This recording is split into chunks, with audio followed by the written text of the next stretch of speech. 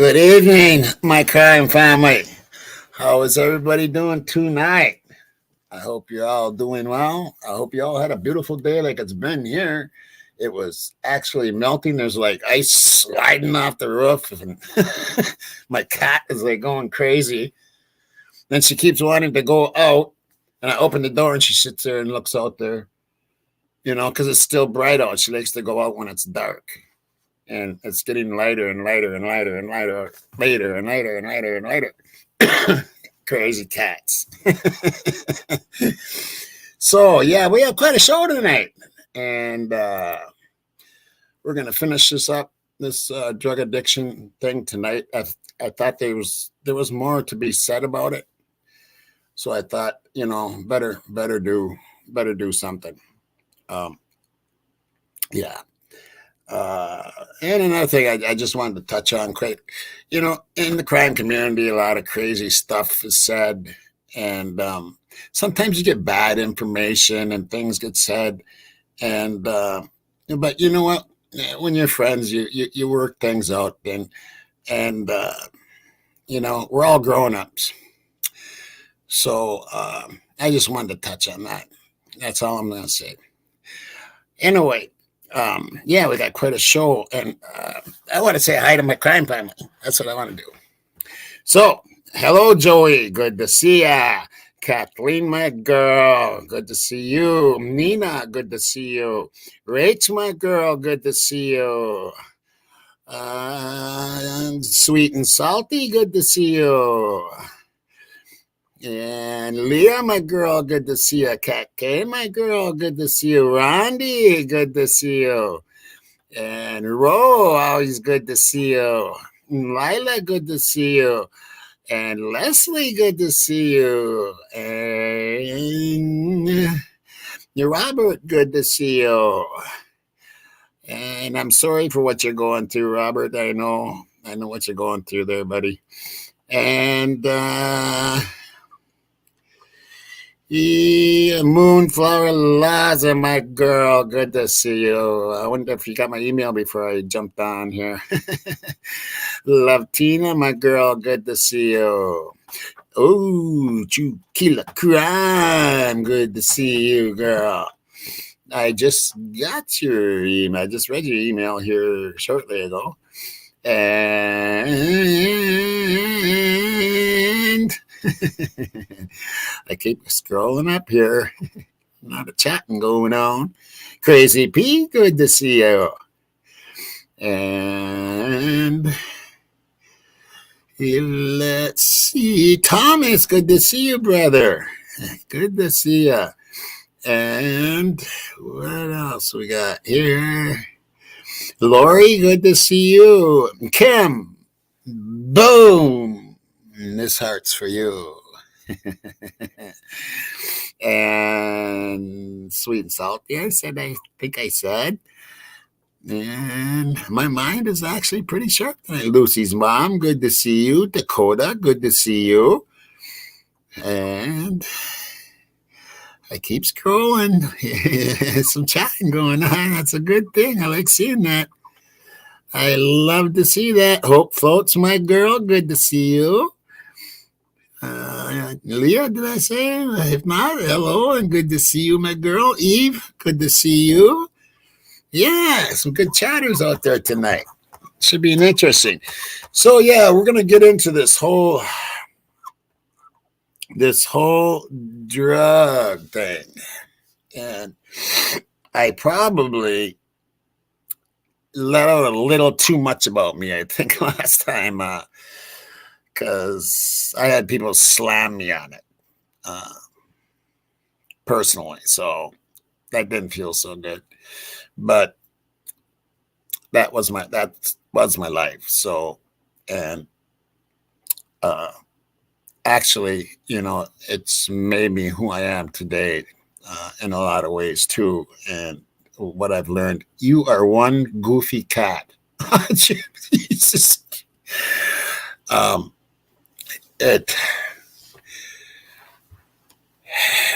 sharpened me up a lot. In their ways, and and it's sharpened me up on what the problems are underlining this country right now. And I don't know if you remember this or not, but I said last week, I said, my dad always said, and my dad, you know what? Jeez, the guy was never wrong. I didn't find that out until now later in life. Now I look at him, it's like, oh my God, he was right in everything he ever said. But he said it swings way to the left, and then it swings way to the right, and then it goes to the middle, and then it'll swing, and history keeps repeating itself. Well, in the in late '90s and 2000s, they came out with the oxycodones, and they were pushing that shit out of the pharmacies. I mean, they were handing that shit out like candy. When then, of course, a whole bunch of people get addicted. Um, and then now they're too far the other way. And we're going to get into that here in a bit. So I'm going to show you a video. Actually, we're going to watch a couple videos tonight. And this is called Faces of Kensington Zombies.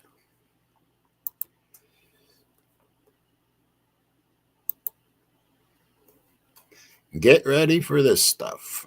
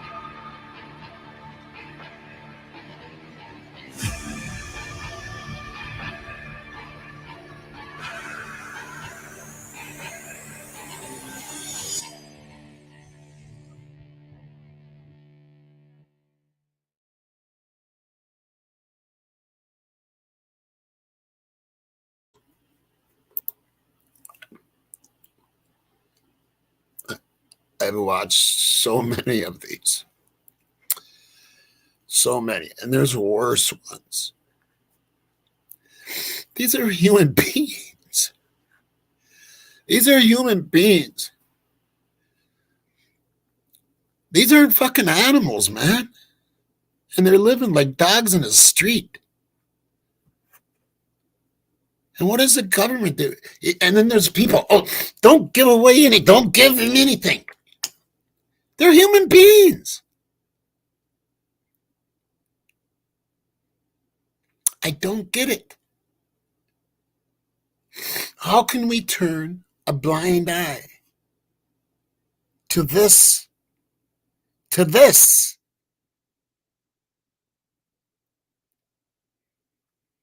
I don't get it.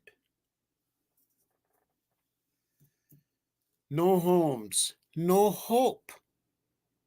No hope.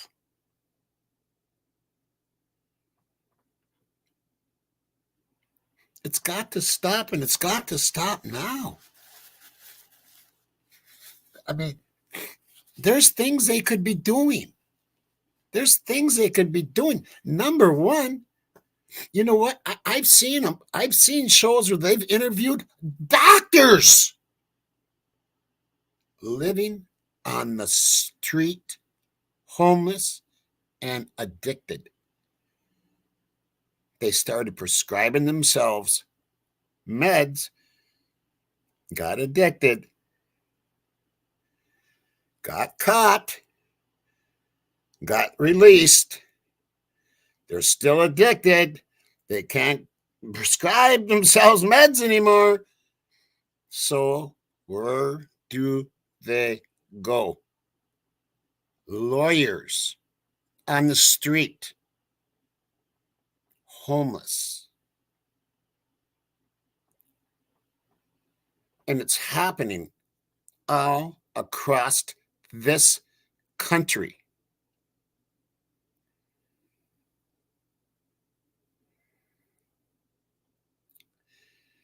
It's one of the saddest things I've ever seen in this country.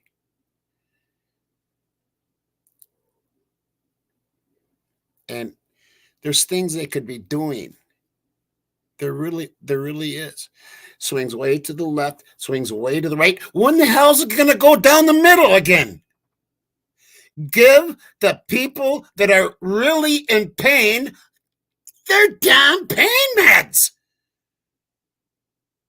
And don't give them the junk shit that they make in some laboratory trying to copy what opium has been known to do for thousands of years.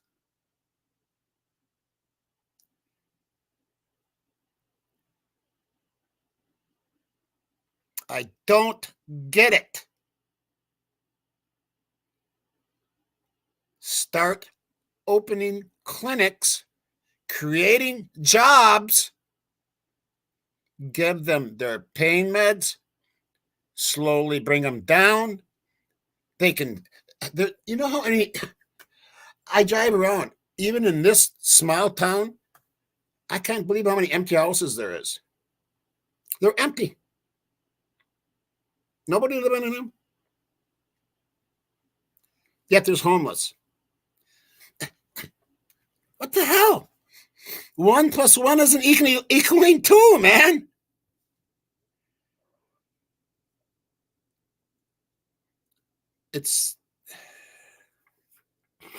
I know what the problems are.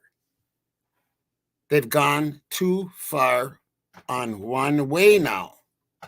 And they have to go back down the middle of the street.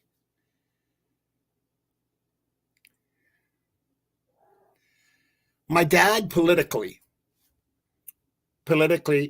he supported the Democratic Party. Okay. He supported them.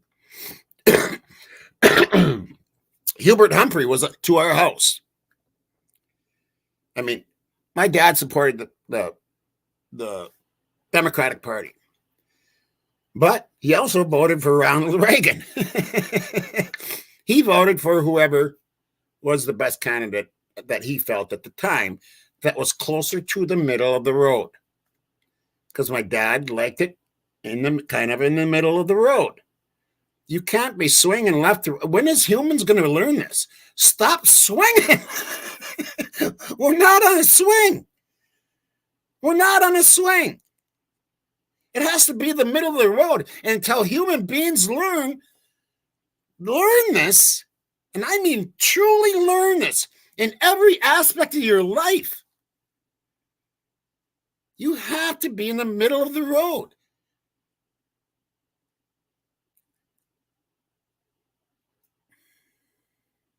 There's probably some stuff you have to go a little more right, some stuff you have to go a little more left, but you keep around that center.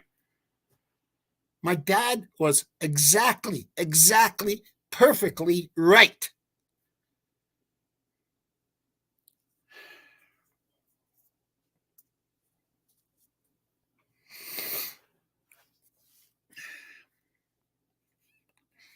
Yeah, Angela, I stay in the middle because that's what's best for everybody. And but in most of the elections I've voted Republican. Most. Not the last couple.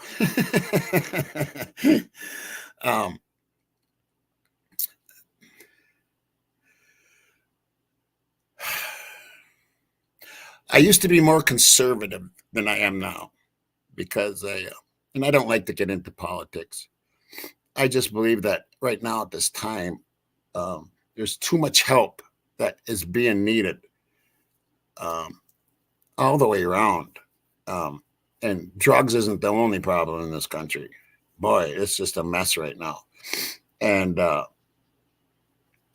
but they need to learn this, and they.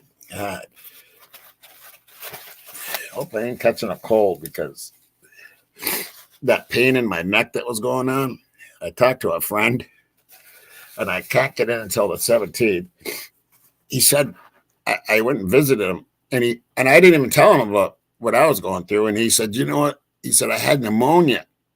And I said, "Are you serious?" And he's 2 years older than I am, and he's got health issues. He said he had a really hard time. He said it started with pain and swelling in his neck. So I'm hoping it isn't something like that, because I don't know, but if I'd make that one. But anyway, yeah, things do need to be done, and there's so many buildings that are empty. And why aren't they? Why aren't they helping? Why aren't they helping? And I don't like getting into the politics, but we're sending so much money to a lot of other countries, and I know we're the world's keeper, and I'd rather us be the world's keeper than like China or Russia. I'd rather us be a little more in control. Uh, but Europe has to take a little more control over there with Ukraine, and if they take that $1 billion and shit that they send over every few months or whatever, and they just started building some places. I mean, do something. Do something. I don't know if that's the answer, but I mean, I know there's ways to get money to build clinics and to give them the frickin' meds. Give them and take the control away from the cartels. They didn't learn this. This is one place I didn't agree with, of course, with Mr. Reagan and Nancy and the just say no. um, but right now, that is a good saying, because it's so much worse and harder drugs. And I mean, now they're doing the trank and stuff. I mean, flesh eating. What the hell? But it's because these people have no hope. Families have left them. Some actually do have families that care, but they're so addicted, and they don't want to go through the sickness. It's a hard thing to go through. It really is. You have to be really a strong person to cut cold turkey. And I'm not saying I'm strong, because I didn't feel strong when I was going through it. But I did go cold turkey. And it was a month and a half of really awful stuff. But now it's fentanyl, when they should be giving them regular opiates that is controlled by the government or controlled by hospitals, and they start easing them down. I mean, it isn't that hard, folks. It really isn't. And then you help them get schooling. You help them get a job. You build them up. You build them up. You don't leave them on the street like they're animals. And until America gets this through their head, it's just going to be the same.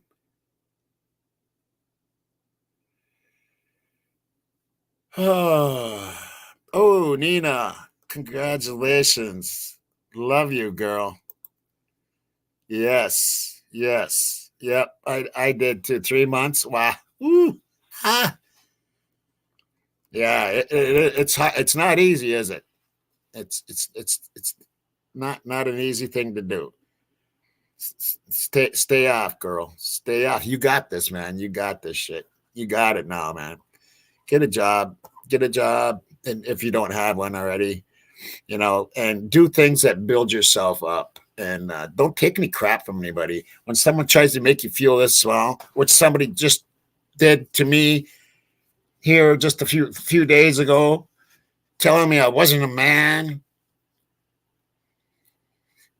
and all that. I mean really down dirty. Didn't even phase me. Because I know what I've been through, and I know how strong I can be.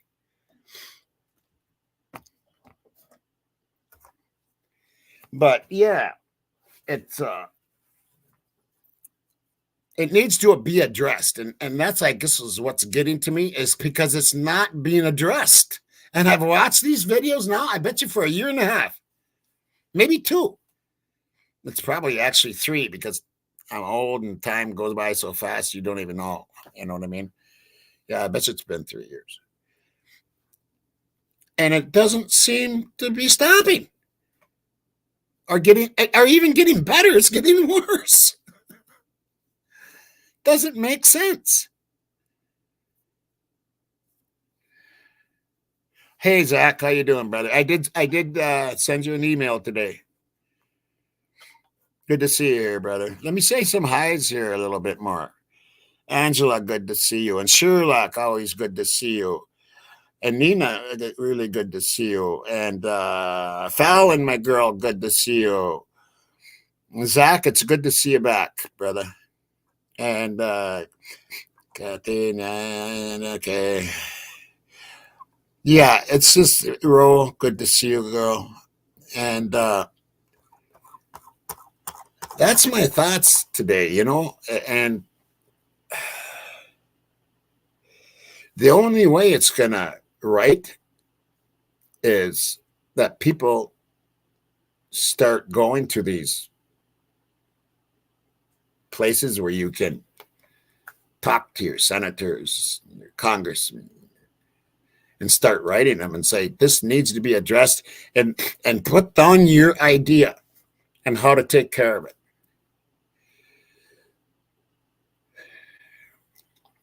I don't see any other way. I wish I was super rich. I wish I was Bill Gates, because I would start building clinics and say, we need to get these people right again, give them some hope, and get them in the job market. Give them homes or apartments. I'm not against that. Jeepers creepers are people. What bothers me about this country, and maybe I get too far here, but what bothers me is people go to their church every Sunday and they tell everybody they're Christians, and yet they'll slam the door on somebody that wants some food or that needs some food. You know what? You know what I remember my mom doing? I remember some drunk natives out by the house there, and she said, "Come on over," and she fed them. That's the way I was raised.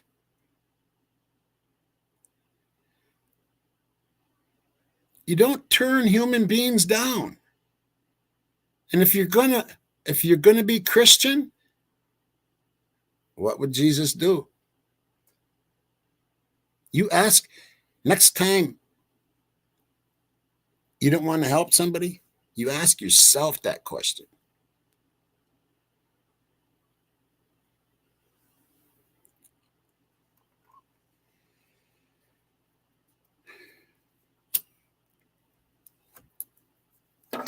Show another vid here. I'll show another one.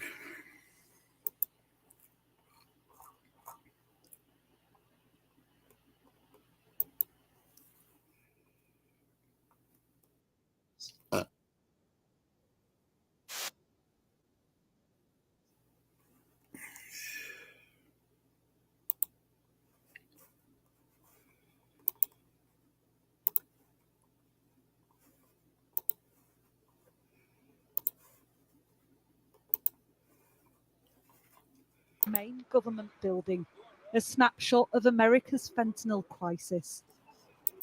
It doesn't just look stark. An average of one person every 10 hours dies in this city of a fentanyl overdose. It's often here in the drug-ravaged Tenderloin district. Are you a fentanyl user? Absolutely. I've been an opiate addict for probably 10 years. Trevor used to inject heroin, but fentanyl, he says, is a different beast, and he wants everyone to know. I mean, the fact that this isn't a main issue, on TV every night is insane to us. I've never seen anything like it. I'll meet regular people, square Joes, on their way to work, and they'll stop, hang out with me, try this drug for the first time, and then leave their life. Literally, not leave. From that moment on, they're just out here with us. Is that what fentanyl does? To some people, it's insane. I've never seen anything like it. No one has. What's it doing to the streets? Man, it's turning everybody into, a crazy, violent drug addict. We're doing an interview. I know, but do that somewhere else. Y'all smoking crack right here, and there's a daycare right there. We're interrupted by private security, asking them to move out of the view of a nursery. This is a city divided on how to deal with the scourge of drugs. Some want the streets swept. Others prefer a more compassionate, health-based approach. No one wants to end up with a manslaughter charge because someone dies from their product. Jeff is a former drug dealer and says testing is the answer. 2 stripes would be a negative result. One stripe would be a positive result. Yep. So there's that second line showing up right now. Simple strip tests are now being used by dealers and users to check for fentanyl. It sometimes contaminates other drug supplies like cocaine. I know you work with one of the largest Mexican street gangs, helping test their cocaine to make sure it doesn't have fentanyl in it or traces of fentanyl in it. How does that work? If customers start to notice that people are dying from a batch of cocaine and that the autopsy results are showing that it's because of an opioid overdose, no one's buying that cocaine anymore. I mean, it just doesn't make financial sense to kill your customer base. Across town, beside a homeless encampment, a charity has set up. They hand out clean syringes and overdose reversal treatments. How has fentanyl transformed your home? People are dying. A lot more people are dying. And it's in a lot of the drug supply, and people are doing it without knowing they're doing it. And it's made substance use horrifyingly deadly. It's difficult to believe at times that this is one of America's great historic cities, home to more billionaires than anywhere on earth. This is 2 streets from the headquarters of Twitter, but it's an open-air drug market. It is a tragedy with no easy resolution.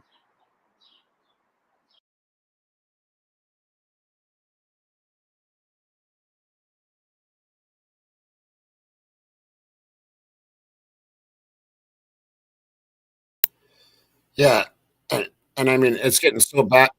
Oops, hold on a second here.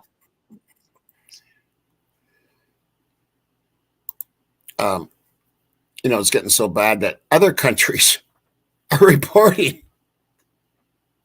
on our drug problem, on our deaths. In 1989, when the best cocaine, or at the highest height of the cocaine, one of the highest heights, you know how many overdoses there was? 5,500 and something across the whole United States for that year. You know how many there was in 2021? 108,000 deaths. And that's just the ones that they know about. 108,000 deaths. It's ridiculous. It's 108,000. Think of a city. Think of a city around you that's got 100,000 people. That's wiping out a whole city. Think about that.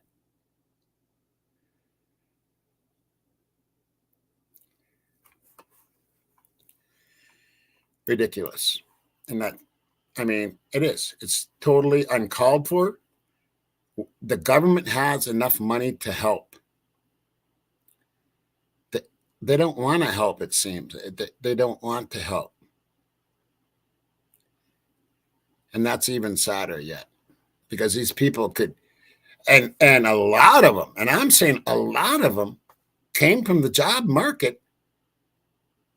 A lot of them had homes or were living with their families, got caught up in the wrong crowd. They try it.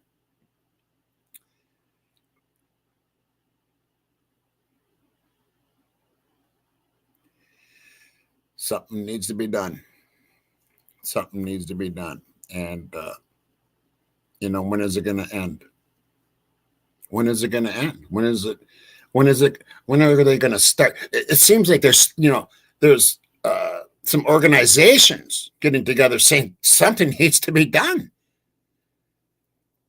And Seattle's been complaining about this for a long time.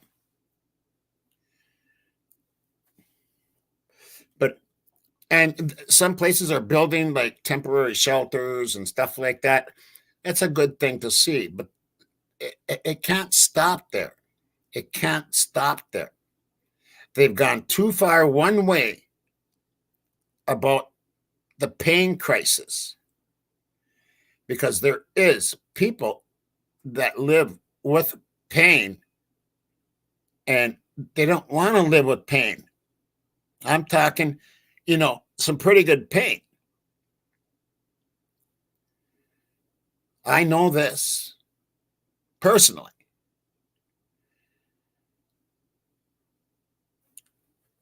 They need to loosen up a little bit. I mean, go try to get some pain meds when you're in pain. See what happens. You're not going to get any. They'll give you man-made stuff. They'll give you things that don't really work, and they actually are worse for you. They affect your kidneys. It's just, what's happened to common sense in this country? What's happened to common sense? And what's happened to people's hearts? They've turned cold, it seems. It's a different world than it was even 10 years ago, 15 years ago.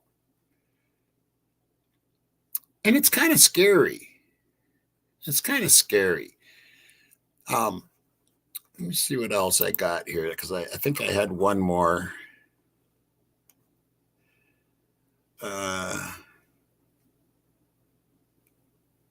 Yeah, I think I have one more from Kensington. Let me check this out here.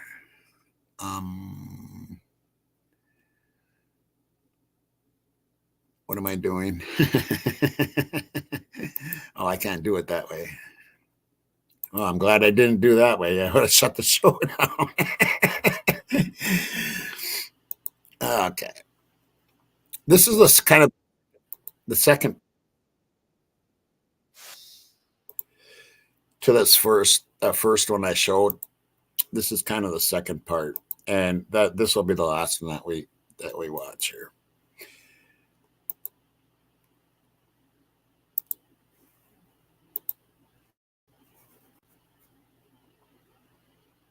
And this one is called "What Happened on Monday, July 31st, 2023." Faces of Philadelphia. Kensington.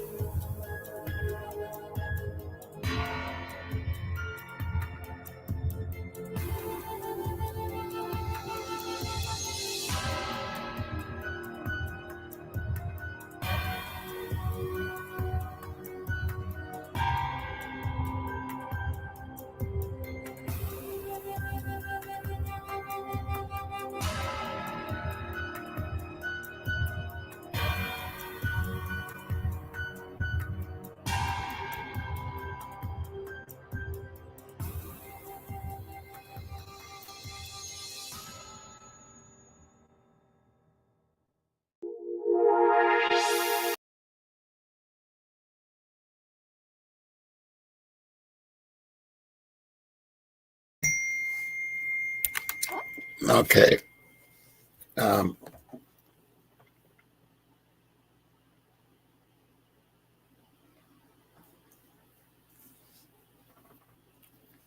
hold on a second, please.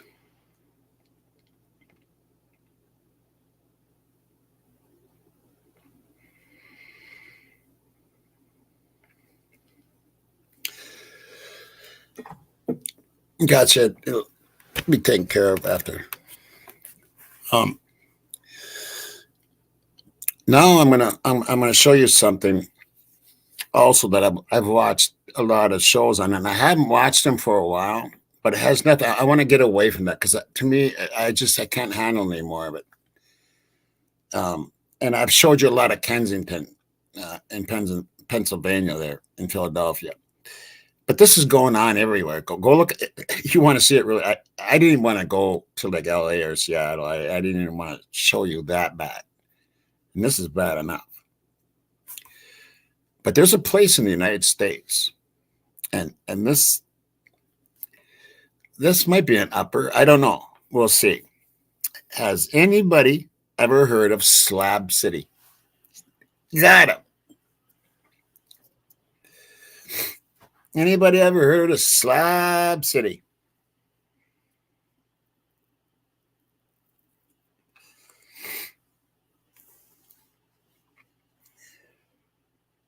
Zach has.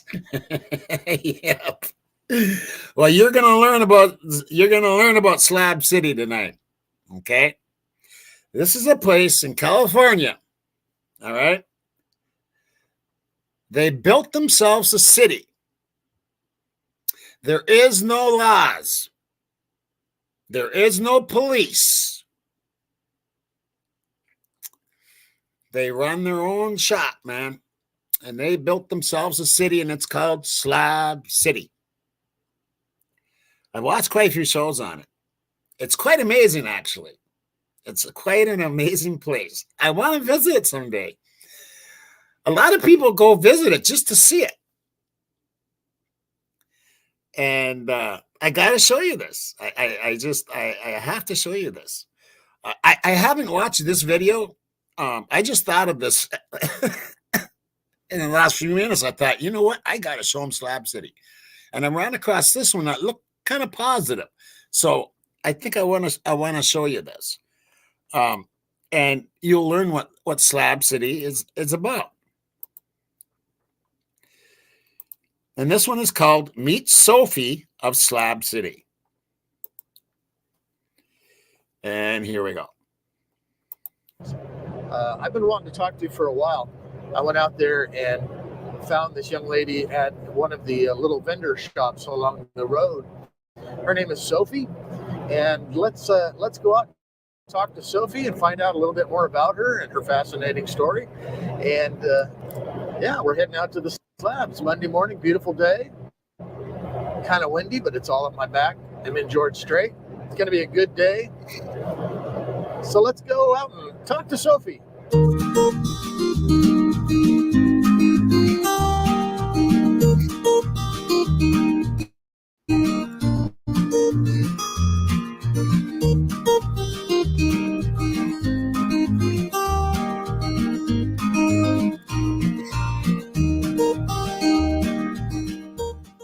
I know some of you guys don't watch the whole video, but today you have to watch the whole video because there's something at the end that was such a treat. Sophie shared some of her talent with us. So stick around to the end. You won't be disappointed.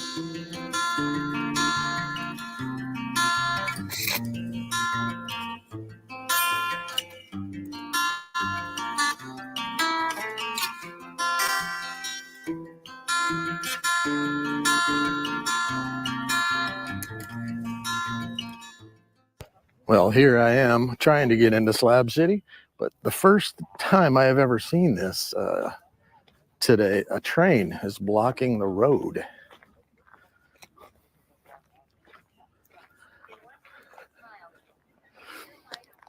And these nice folks here said that it's been here for about 45 minutes.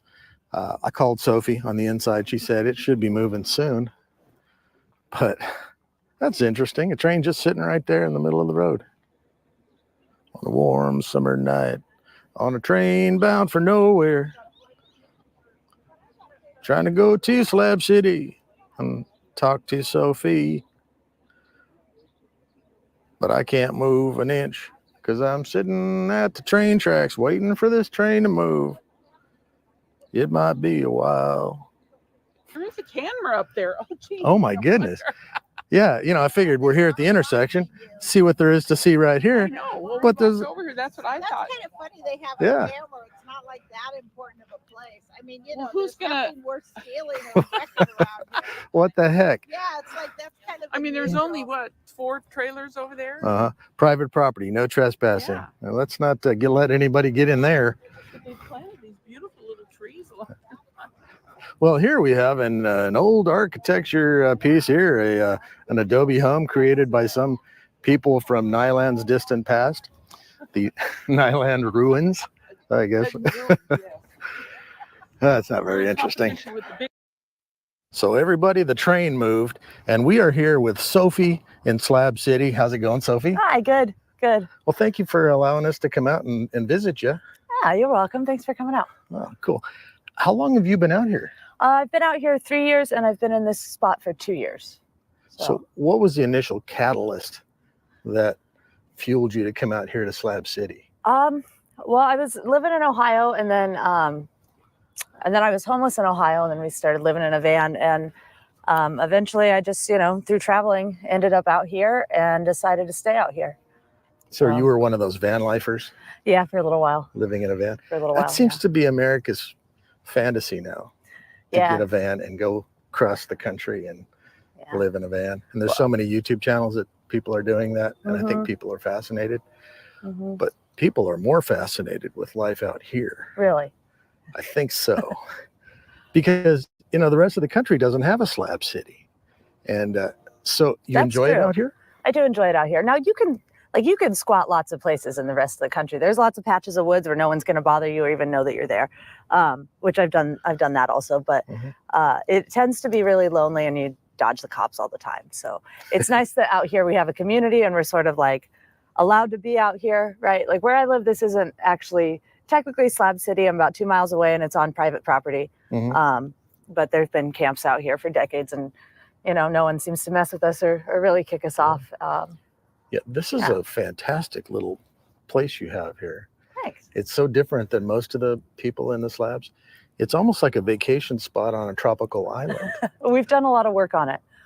When we got here, well, I started out I only had that one tree and I started out living in a tent and that was about all I had 2 years ago. And then this whole spot here, someone else was living here and it was just garbage everywhere and junked out cars and everything. And so we put a lot of work into cleaning it up and then, just building stuff.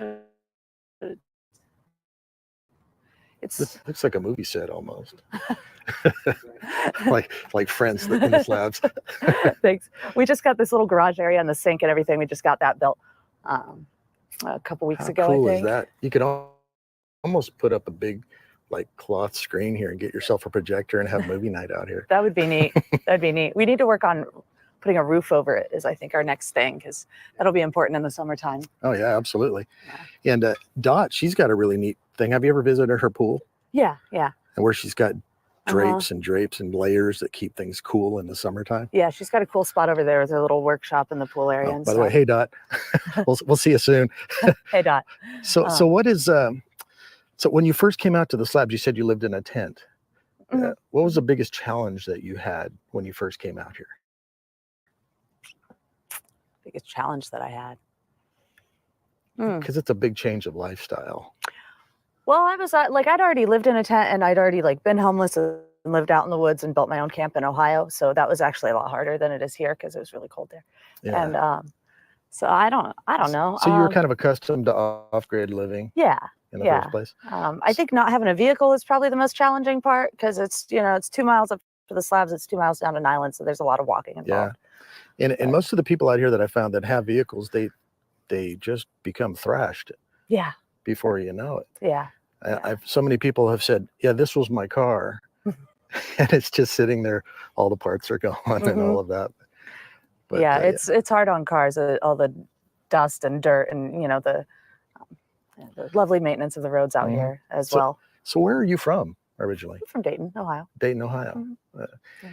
So you just kind of upped and left. You have brothers and sisters? Yeah, yeah. I've got a brother. I've got 2 step siblings, and mom and dad. And, I've got a daughter out there. Hi, Coraline. Hey, Coraline. She'll see it. Yeah, she will. But yeah, this is amazing. And you have some musical ability too, from what I Yeah, have I can play the heard. piano a little bit. You can. Well, you want to give us a little tour of your place, or not Yeah. too intimate, of course, but Sure. got to have your privacy. Oh, I like this already. Thanks. I made all of these. They're all books that I read, and then I folded them up, and they kind of look like little lanterns. Wow. Like everybody out here, like they all dance to the beat of their own drums. Yeah, And that's what I find so refreshing. it's definitely cool. I Oh, I love made that out of a mannequin, and then I just dipped some sheets in paint and water, half and half, draped it over, kind of made it look like a Greek statue. Yeah, Greek statue meets Statue of Liberty. Yeah, yeah. She's kind of cool. That's one of my favorite things that I've The made. sexy Statue of Liberty. We've got our little water feature going on there. Wow, this is very Lord of the Ringsy. Oh, really? Thank you. That's See awesome. a hobbit running around here. That's a wonderful compliment. Yeah, it's so neat. Oh my goodness, flowers. It's eclectic. I really like this little place you have here. Thank you. And this is a little bench that you can Yeah, it's a little swing. kind of swing on. And we've got a lot of like solar lights and stuff. So at night it's got lights up and everything. So it's pretty cool. How neat. This is our living room. And then if you come through here,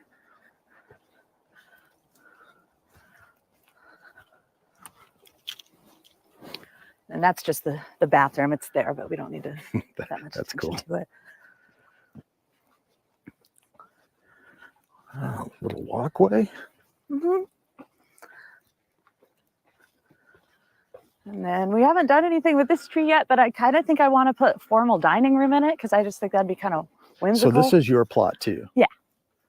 Yeah. Wow. In your And there's- garden? Yeah, we got a little garden. We just started it. Neat. And here's my kitchen. It's, So you've got this separated into little rooms. Yeah.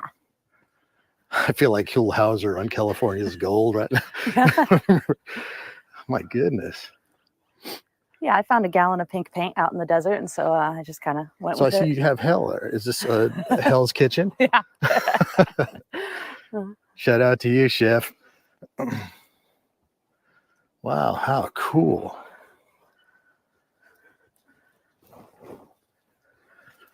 And the sand is very beachy. Yeah. Yeah. When that flood came, we got a whole lot of sand. We didn't always have this much sand. That's still kind of a work in progress over there. So this is where you go when you want to be away from everything.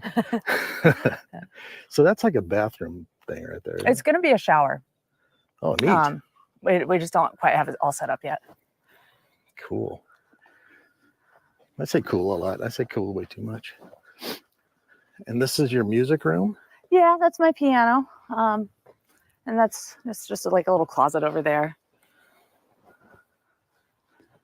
What is your typical day like out here in the slabs? Like when you get up in the morning? I mean, when I get up in the morning, it's not nearly as exciting as you're going to want it to be because I make coffee and do the dishes and let the dog out and water the plants and read books and, do art just like everybody else. Yeah. Do you Yeah. still work down at the little gift shop? I haven't been there for a while, but I'm working on getting some more stuff together so I can start selling some art again. Do you have a like a Cash App? I have Or, a Cash App. Yeah. What I can do is maybe if you can text that to me, Mhm. I'll put it up on the video. Okay. But I'll put the links down below if you want to donate to Sophie. I feel like I'm enriched for having met you today, Sophie. Hey, Sophie, so how were you affected by all the rains that we had out here? Because Oh, you're right man. next to the canal area. That flood on September 1st was bad. It took, almost everything we built has been since then that we've had to do. Like we've dug out this whole area. The sand it brought in 3 feet of sand. The whole canal was filled with sand. You could walk across it there for a while. So a lot of the stuff that I had ended up way out there in the desert. But that's all right. Yeah. I know down the road in Angie's place, her road was all washed out. Yeah. Our road It's washes terrible. out, and half of it breaks off down there every time it rains almost. And they keep rebuilding it with sand. So it keeps happening, Yeah. But Well, you're a trooper. we've You've learned gotta- from it, Now we don't really keep a whole lot out in the middle here, which is right where the river comes through when it does rain. So I we've can been all hear right. steel drum music in the background when I see this. Little tiki torches. Yeah. I used to have this walk-in closet before the flood that was really cool, and I built the whole thing out of palm fronds and saran wrap. Mhm. And it's like you'd walk down a couple levels, and it was like real neat in there, but it got filled up real high with mud, and so I had to just rip the whole thing down because you had to like get on your hands and knees and crawl into it after the flood, and it was just no good. So we've got a real treat in store for us today. Sophie plays piano, and she's going to play a little tune for us. So exciting.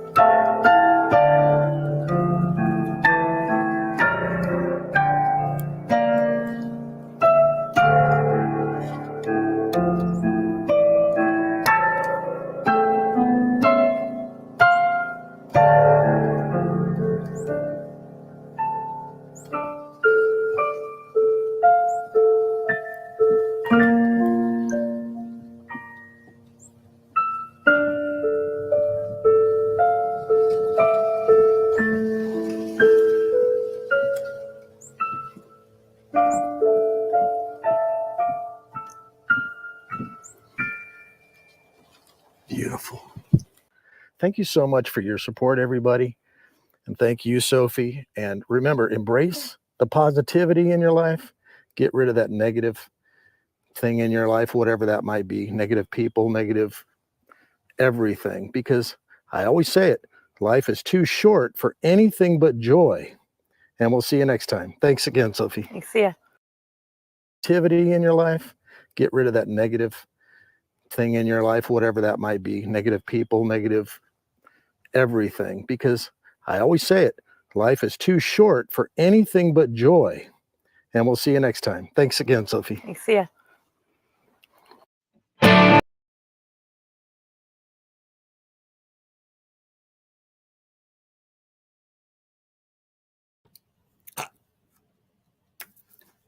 That girl could play so many bands.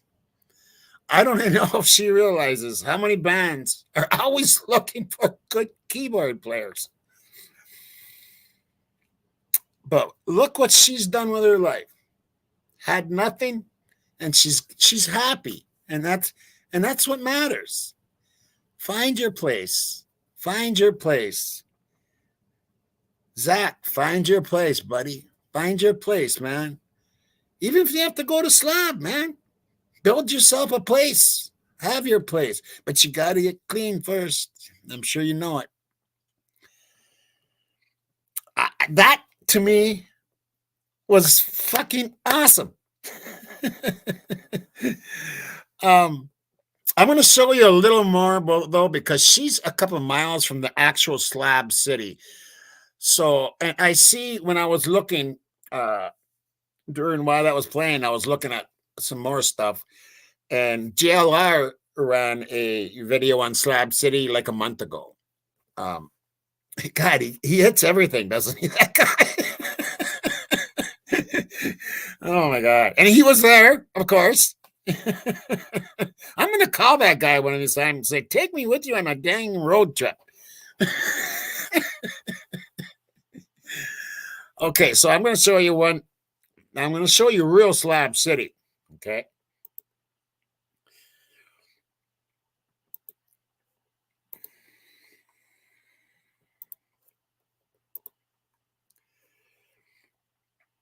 Now, there's Slab City Library.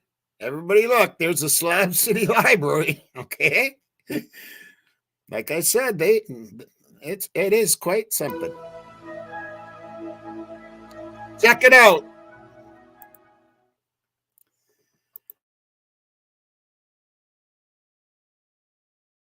Hey, Social. Well, I am out here in Slab City. Yay! So I've already done a video of Slab City before, but when I did this video of Slab City, it was in the beginning of me doing my YouTube channel.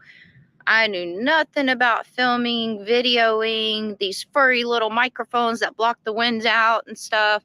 So that video that I did in my beginning of YouTubing days was horrible. Oh my God, so horrible. So the whole time that I was here a year ago when I did that video, it was like a windstorm every single day. I had no windbreaker microphones. I didn't even have a microphone. So you can't even hear me talking in that video. So I figure since I'm out here in Slab City again, it's time for a redo of that video and make it a lot better. Because now I have all these nice little fancy gadgets for filming. So here we are, part 2 of Slab City.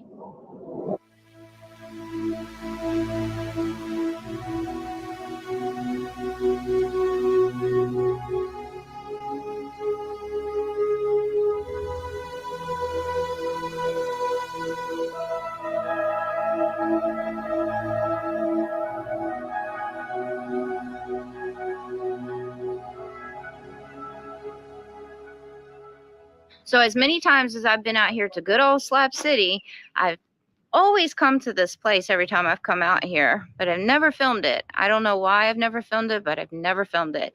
So we are at the library. Yes, it's called the library. And wait till you see the inside and you'll know why it's called the library. But it's a pretty cool place. It's actually in Slab City. It's one of the well-known places out here.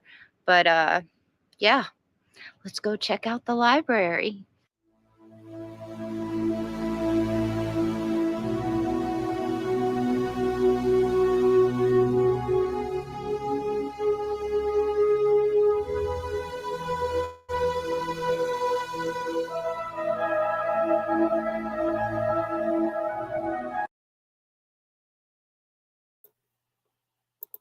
Now remember, folks, people built the city.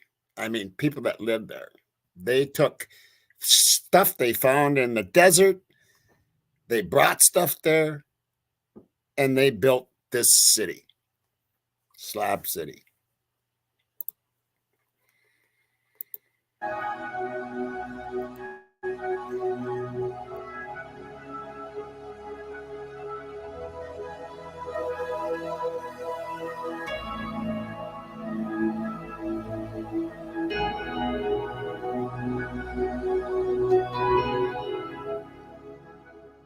Okay, so here at the library, we have Aurora, and Aurora actually runs this place, this pretty awesome place right here.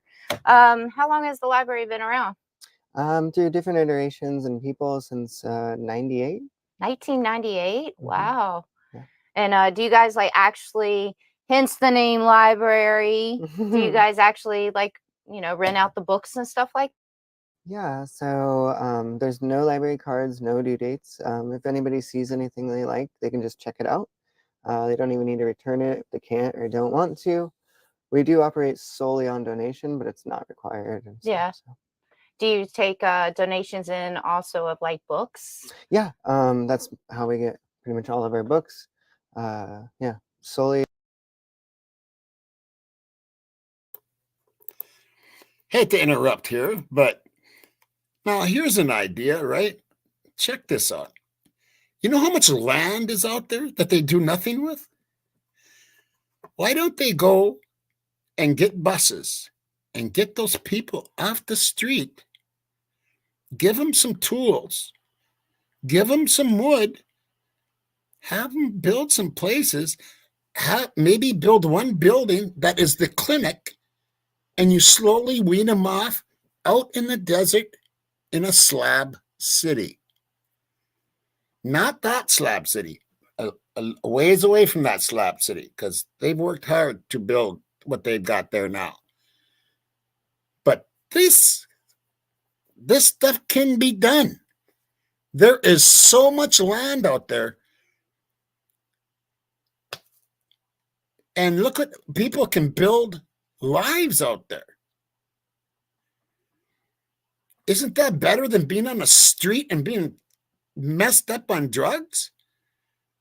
And slowly get them off the drugs and then introduce them back into society and back into the workforce? I mean, it's just an idea I'm throwing out there. It's just an idea I'm throwing out there. Thank you, Angela. It's in California, Randy. And it's been there a long time. I've watched many videos on it, and every time it makes me smile. They have a problem once in a while, but there is no laws. There is no police department. There is no nothing like that. They pretty much take care of their own. The only time the cops will ever go out there is if they're called out there. Otherwise, it's free reign.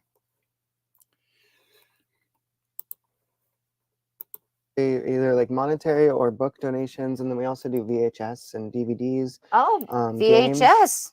Yeah, VHS. DVDs and zines, National Geographic, and clothes and stuff as well. Oh, wow. Clothes too? Yeah, Huh. dog food, cat food. We distribute toiletries, medicines, and we have a whole free table, community distribution. Oh, that's awesome. Mm-hmm. Yeah, so if you're ever out in good old Slab City, you definitely have to look up the library because it is on the map. So all you got to do is just pull it up on Google Maps and you'll be able to find it. Anything else you'd like to say about this awesome place? If you get the Google directions, it'll probably take you to the back. Oh. But in the back is our handicap entrance. So if you are disabled in any way, use the back. But otherwise, come around. Google's wrong. Yeah. And then I'm also going to show you guys, because like she just said, they do work. They keep this place open and going and everything for donations. So they have a Cash App and PayPal and Venmo. So yeah, you'll see that in the next little clip right there. So thank you, Aurora. Nice to meet you. Mm-hmm.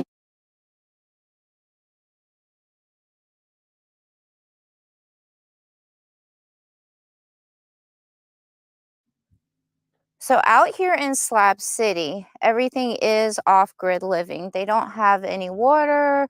They don't have septic, sewage, trash, electricity. They don't have any of it. So the people out here, they have to pretty much do their own things to survive out here. So I know that's a big question from a lot of people is how do they do it?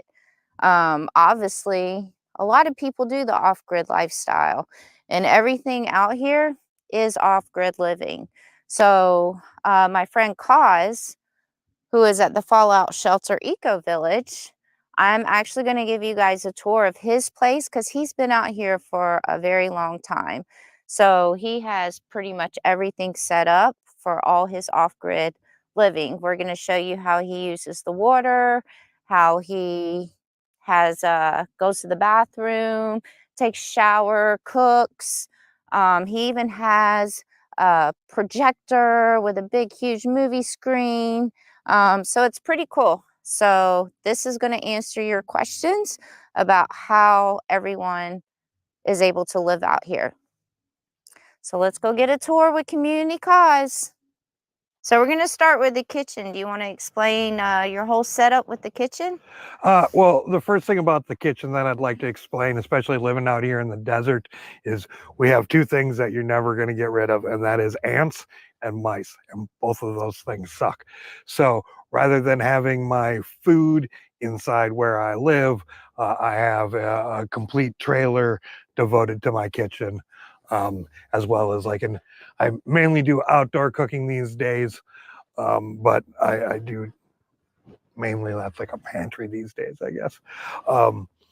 For the water source, I have water that's brought into me. They fill it up. I built this tower so that I could have a sink on one side, and because I'm on a hill, I dug out, and on the other side, you're able to take showers. This has actually been rebuilt, so I currently don't have the shower head up inside of there, because I'm doing a couple of changes before that happens. So, but that's pretty much how I take care of my dishes. Cooling down during the summertime, go underneath the shower, turn the shower head on, get all wet, and then once you're wet, the evaporative cooling starts as soon as you shut that water coming out. It's coming out hot as soon as you shut it off. Wind blows on you, your t-shirt, and you're like, ugh, start to cool down quickly. So that's one of the ways that I deal with the heat as well. And then over here, he has like his whole setup, you know, flat top grill, and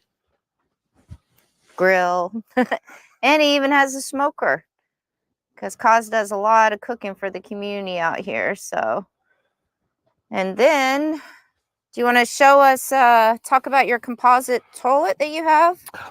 Yeah, I use what's called the humanure system, and basically it's that square box down there, and use a 5-gallon bucket with a nice comfortable toilet seat lid on it.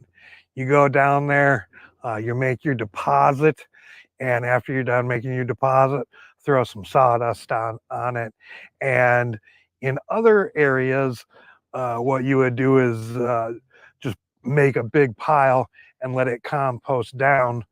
But out here in the desert, it dries so quickly. So I tried an experiment where I just was trying to do it inside the bucket. That's not quite enough moisture, sort of thing. So I got to experiment a little bit with it. But when you get done with it, you basically have soil. I could put it right next to a bag of potting soil, and you wouldn't be able to really tell the difference between the two of them. So rather turning what most people consider a waste into a resource. And then do you mind showing us how you get your electricity out here? Sure, no problem. I do have a solar system. I'll take you inside to show you. I have an inverter. Well, let's just go take a look. See, and I was asking you if you needed to peek, and you're like, no. There's that projector screen when he does movie nights, and he can just watch movies and TV shows. And yeah, it comes out really clear too.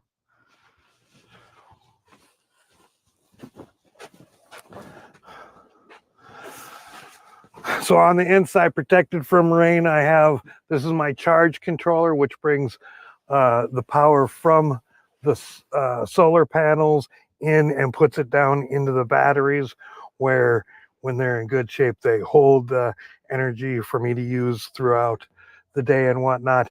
And to get access to that power, I have this 3,000 watt inverter, which allows me to run a freezer, all kinds of electrical gadgets. I have Starlink satellite out here, as well as a gaming laptop. So there's some pretty big energy draws, which is why I need that beast.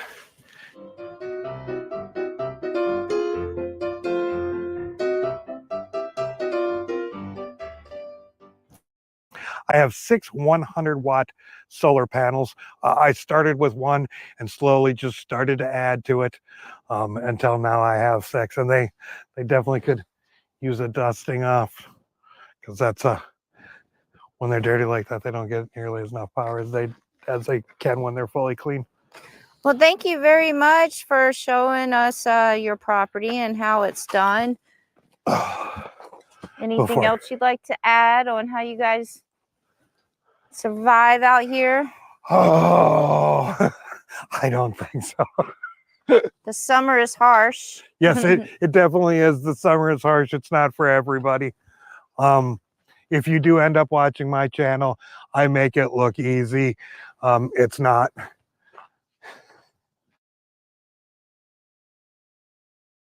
So yeah, there's a whole bunch of artsy stuff out here in Slab City.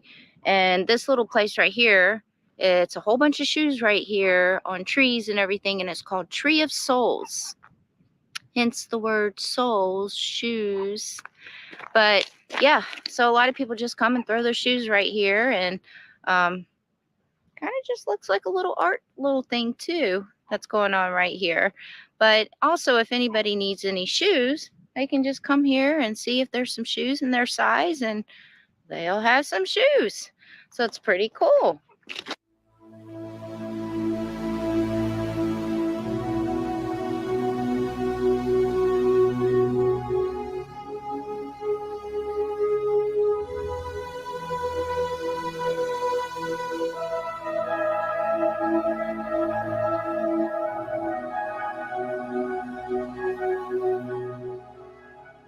So I was just informed that the trees that you see are actually upside down. They were planted upside down. And so on the top, those are the roots to the trees. I didn't even notice that until it was just pointed out to me. That's pretty cool.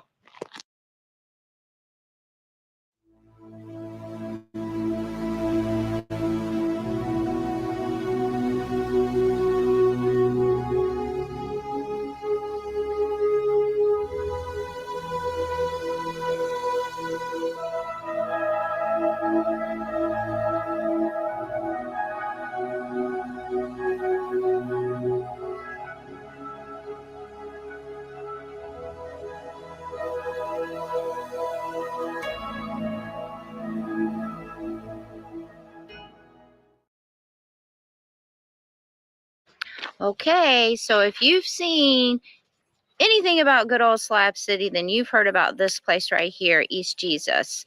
This place is pretty awesome. I've already done a whole entire video of East Jesus, but it's one of those videos from the beginning of my YouTube days, so it wasn't that great.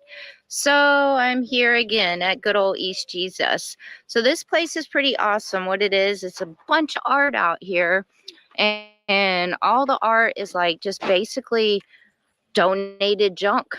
So they've just done all these art structures and artwork and everything with junk, which is pretty cool. So here we are, East Jesus.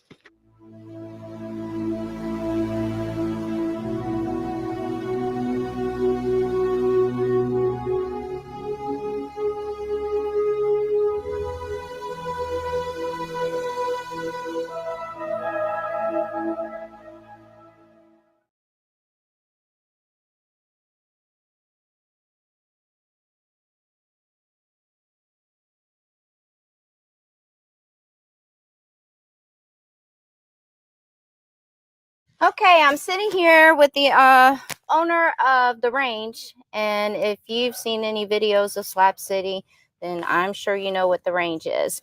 And this little one right here that's in my lap is Sparky. So this is Builder Bill. Builder Bill, sorry. And he's the one who throws all the live entertainment on every Saturday out here in Slab City. And it's just basically people come out here and play some musical instruments, sing, dance, get together, and every Saturday night. So I'm actually going to let him explain what goes on here at the range. And if you want to tell us how this came about and everything, that would be awesome. Well, let me tell some of the story. Go for it. Well, you see, I lived in San Diego, and I had been working in construction mostly, and I started reaching an age in like middle 40s where little gray starts appearing, and the construction bosses think twice about you, if you're going to be worth it, Oh, you know, and it gets a little harder. sorry. It gets a little harder and harder to find a job, and pretty soon you're living in a van on the street. Mm. And San Diego is not a friendly country for that. Oh, I'm sure. And I lived like that for maybe 12 years or something. I mean, sometimes working, sometimes not, as I was able to hook up, Other times I was just working, hustling dumpsters, and I made my way on my own, I wasn't on welfare or anything. Mm. But after a while, the authorities get on your case. You come up unable to pay your vehicle liabilities for one reason or another, and they arrest you for that, and it gets bigger, Wow. and bigger, and until, well, I had to get out of town, otherwise I was going to end up in jail. And that's just one of thousands of tales. But it illustrates that Slab City, in a very real way, is a refugee camp. Mm. Not like we're refugees from government persecution, but refugees from not being welcome in our hometowns. Mm-hmm. I mean, even we have a whole new younger demographic has moved in the past few years, and they think they've just came to the best party. But if you were to search deeply into each one of those, each one of them is some way a refugee that sent them here, Yeah. And then on Slab City has been here for 70 years, something. Wow, I didn't even know that. Wow. And when I came, it was all full of mom and pop. The kids had gone off to their careers, so mom and pop sold the house and bought a big motorhome, and there was a whole bunch of folks like that were coming here and congregating every season, And then, well, my world sent me here into that, and I tried a few things. I tried being builder build. I'll fix your motorhome or whatever, Oh, that's where the builder bill came Only in. thing was, you see, the people who needed me needed their whole trailer rebuilt for $25. Mm. And the people that had those nice motorhomes, well, they don't need anybody to do that shit, Yeah. So that was a bad business plan. So I was the dump guy. I was the water delivery guy. I was the dig your shithole guy. Whatever I could do to make my way, And again, I was making my way. I was living in those days. You could live out here for like $5 a day. Oh, wow. Just enough to get food and fuel, right? Mm-hmm. For the day. And tomorrow you try again. The good old days. and there was enough of those snowbird folks that you could, catch that kind of job here and there. And then somehow I came to this. I can't remember if I had already had the idea of this. There were a few people who played music, and they would go and they would make their way by going to a party, and they'd at least get beer for the night at the party, right? As long as they kept playing songs and stuff, But there was no place for it. And so somewhere I got the idea to do a place for it. And I started doing it. And you know, my song that I start the show with kind of tells the story how I started doing this, and I put up those poles out there and dragging in the buses, and people looked at me like, what the hell is he doing? In fact,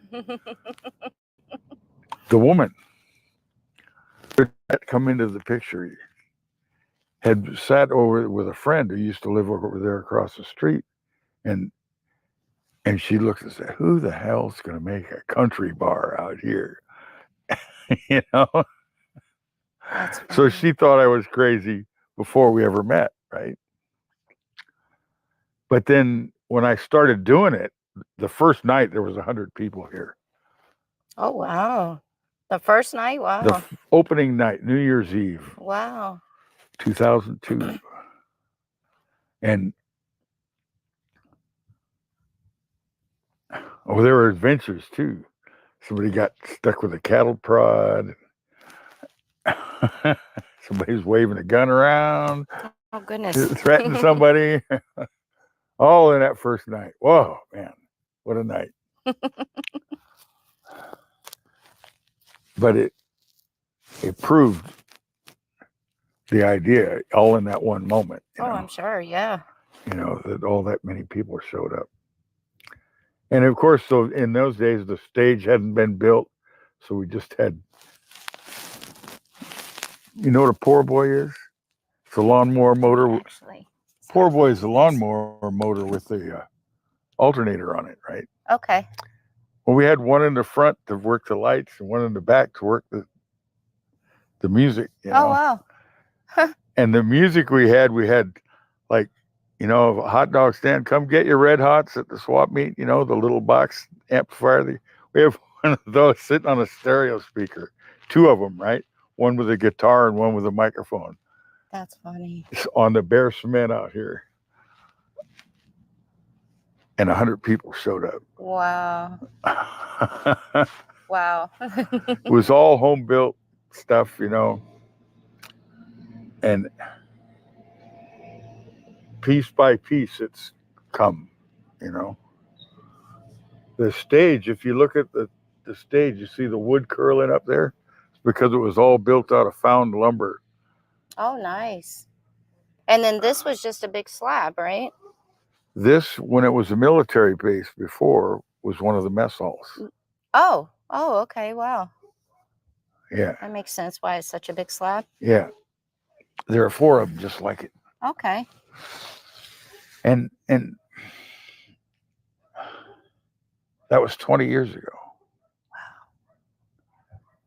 And I've stuck with doing this because not only did I get the girl, but I got a place in the world where I am somebody. Oh. The work I do makes it. Bam! Right there. He's got a place in the world where he is somebody. That's all anybody's looking for, isn't it? Isn't that all anybody's looking for? A place in the world where there's somebody. And you look on the streets where the drugs are happening, they don't have that place where there's somebody. And that's what hurts. No hope. They have hope in this place. They can build. Be proud of what they're doing. Be proud of the structures that they build to live in.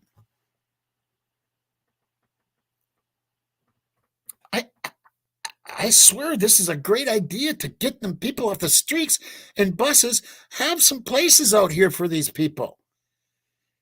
Give them a little pride. It might take them a little while, you know, to get off the junk. Or as my dad said, get off the shit. I think this would be a great place for them to build themselves up before they go back into society, if they ever even want to go back into society. This guy's been there 20 years. He loves it there. I love listening to these old guys telling stories. And you know what? I'm one of those old guys now telling stories. But I've always enjoyed listening. And I wish I would have listened to my grandpa more and my dad even more. I was too wild. I was too wild and out of control. But a lot of the time I was. Anyway, I love this stuff. Difference in people's lives. That never happened to me before. Oh, that's awesome. So that's why I've stuck with this for 20 years. Yeah. Wow. And that's why I'm living the best life ever now of all my lives. Wow. And I've lived a few, you know. Yeah. I know that. And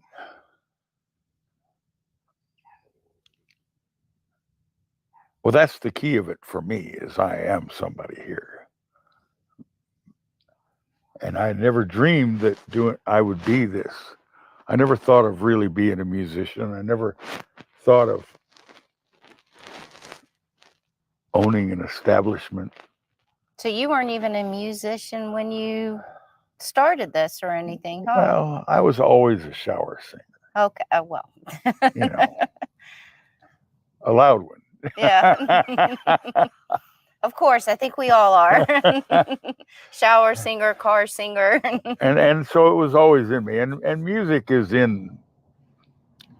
I honestly believe that music is hardwired into something in how we're made as Homo sapiens. You know, it's part of my therapy. Music. I mean, there's something about it that's built into every one of us, and the only people like my girl Robin, she thinks she can't sing. Well, I've heard her sing. She sounds just fine.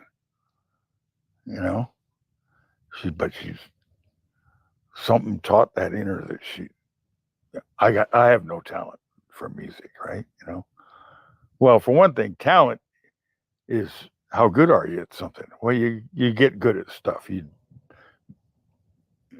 stuff you choose to do, the stuff you do all the time, you get good at, right? And that's talent. It's not, talent isn't something that drops, that you're waiting in line before you're born and they hand you these little things or something. That's stupid, you know? No, talent is what you do. And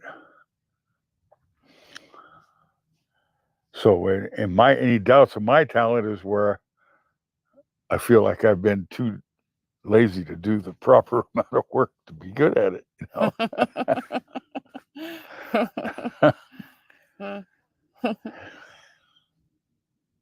But for me, that's the main thing. I've made something happen. I don't know where. I never had this kind of initiative. Well, I guess maybe I did. I had a number of attempts at small manufacturing businesses. Yeah.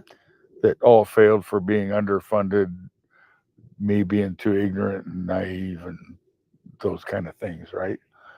They all failed in that way. But I made some cool stuff. Yeah. But none of it struck the world. None of it made a difference in the shape of. And so to turn to doing this is something outside of all of my lifetime of experience. You know, after that first night, people saw what I was doing and they started to back me up, and somebody came along and bought new wood to build the deck on the stage, right? You know, and so even though all the walls underneath are built with found scrounge stuff, you know. And that's awesome. The community came together and just came and helped you. Once they saw once they saw the reality of it, that it could happen, you know. I mean, that was most of their thought I was crazy. Oh, that'll never work, you know. Yeah. There's not enough life here to support it, is probably what they were thinking, you know. And to be honest, I had serious doubt. And I had serious doubt of whether the government would allow me to do it. Oh. Because nobody owns anything here. Yeah. And but that's where Leonard Knight came in the picture.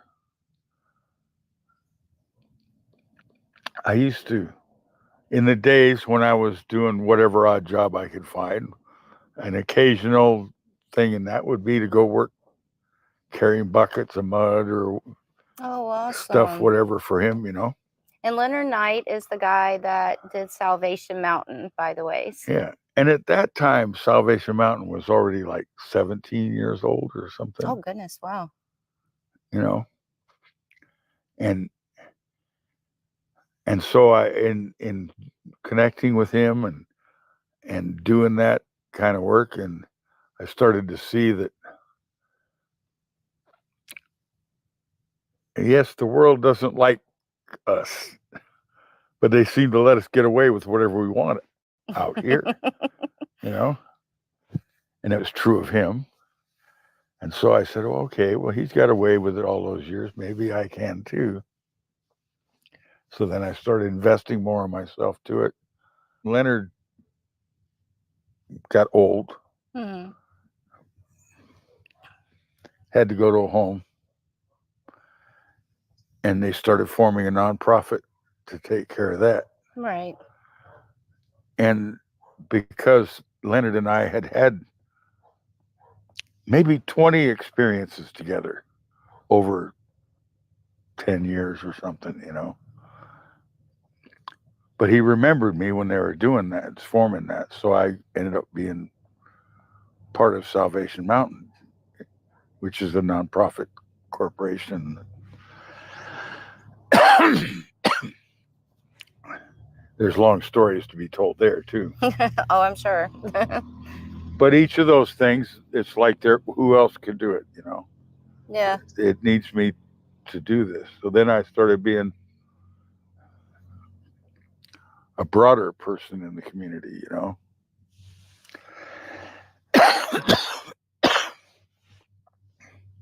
And I take all of that really seriously. It hurts me to see the ugly trash piles. Mm-hmm. It hurts me to see the good, strong people leave because they give up on it, you know? And now it hurts me this religious nut is trying to buy the place, make it in his own image, you know? Wow. But that's it's a whole different interview. Yeah. But it all means that much to me.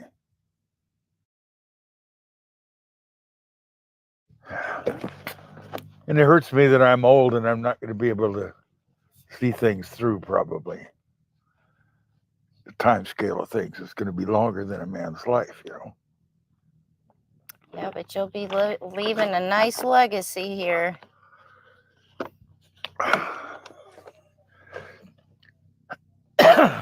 For sure. See, there's a cultural thing here that maybe because of the refugee, maybe in spite of it, you know, that not just the music that's been cultivated here, but the artistic spirits and people who don't know anything about art but want to try it, you know, and you see it happening around here. Yes, there's lots of artistic stuff out here, all types of artistic stuff. It's one of the things I love out here. But it's all from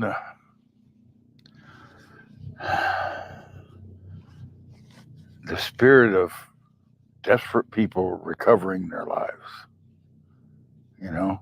I mean, most of them wouldn't even speak of it in those terms, but that's what's happening. And some don't win the battle. some that I care for very much look like maybe they're not winning the battle. Mm.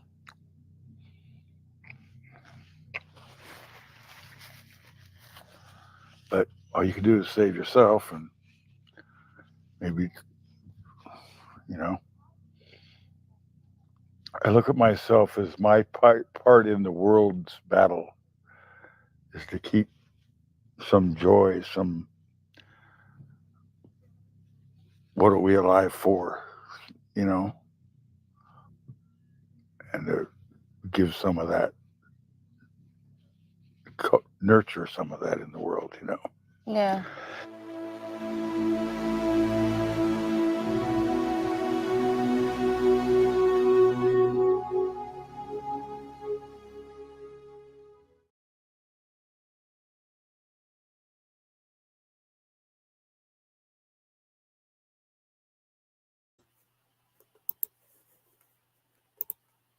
So what did you guys think of that? So what do you think about the ones that didn't know about Slab City? What do you think of Slab City? It's quite different, isn't it?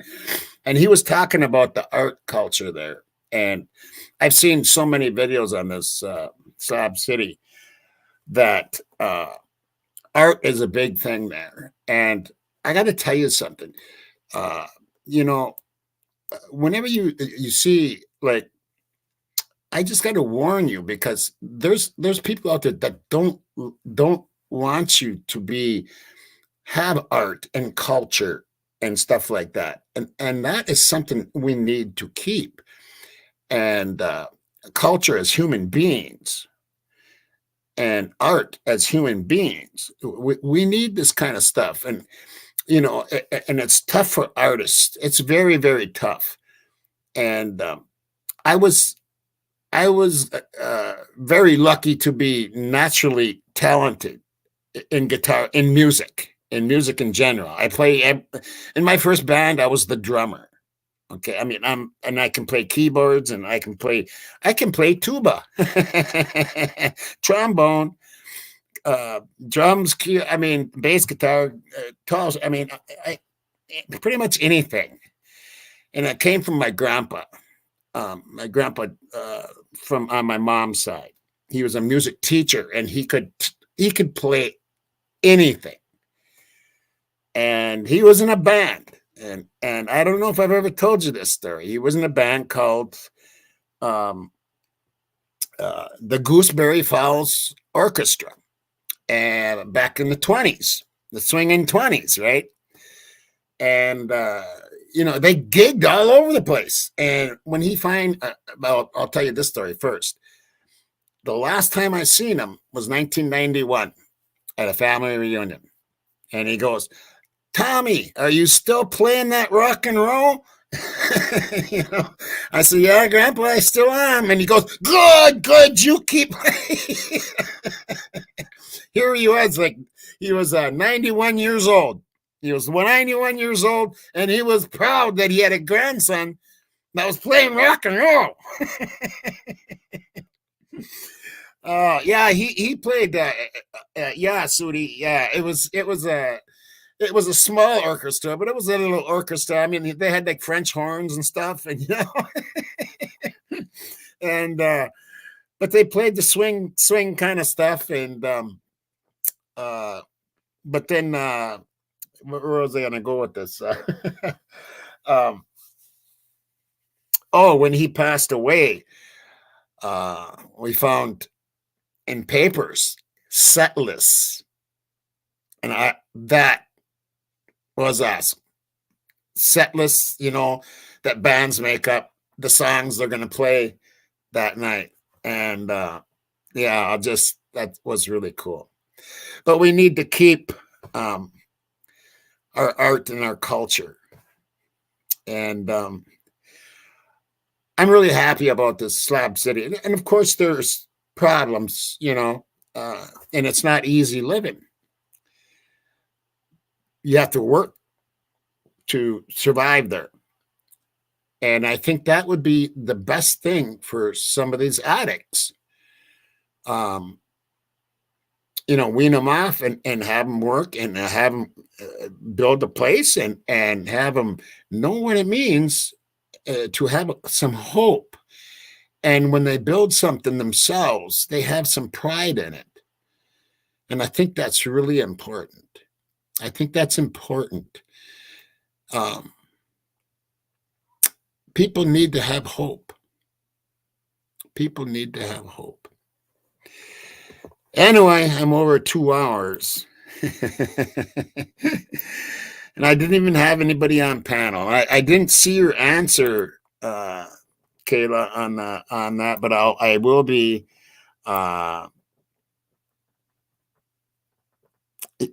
Yeah, Greg. Yeah, yeah, and I can't remember the name of the medicine they gave me because I had that. I had a reaction to metformin. Oh, man, I wish I could. I'll look it up or something. Genovia. I was on that for like 3 years, and my diabetes totally disappeared. But yeah, I hope you guys enjoyed tonight. I hope the chat was good. I was having a hard time because I was doing some other things too, and you know.